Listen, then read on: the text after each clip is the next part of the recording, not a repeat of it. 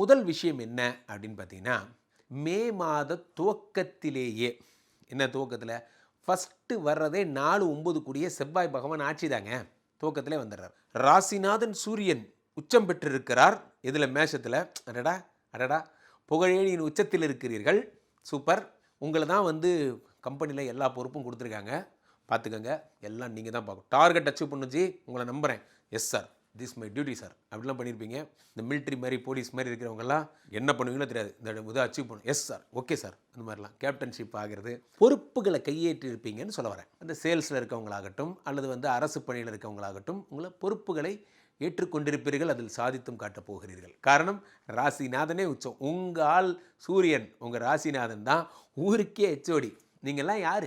ஹெச்ஓடியோட பையன், ஹெச்ஓடியோட பொண்ணு. சாதாரண நாள்லாம் கிடையாது. You are the childrens of the HOD. எல்லாம் நல்லா தான் இருக்குது. பணம் இல்லையே, இந்த வரும் இருங்க, ஒன்றுனா வரும், வெயிட். பெரிய பெரிய ஆட்கள்லாம் ஃபீல் பண்ணக்கூடாது. அது ப்ராஜெக்டாகவே நினச்சி மூவ் பண்ணுமே தவிர ரன்னிங் மணிலாம் நமக்கு கிடையாது. ஸோ அப்போது 9ஆம் இடத்துல இந்த பாக்யஸ்தானத்தில் யார் வரா? சுக்கிரனோட இருந்தவர் அப்படி நகர்ந்து அவரெல்லாம் போயிட்டார். இப்போ சுக்கிரன்லாம் அவர் ரிஷபத்துக்கு வந்துட்டார். இப்போ மாதத்தின் துவக்கத்தில் யார் இருக்கா? செவ்வாய் பகவான் மட்டும்தான் இருக்கார். சூரியனோடு சேர்கிறார். சூப்பருங்க.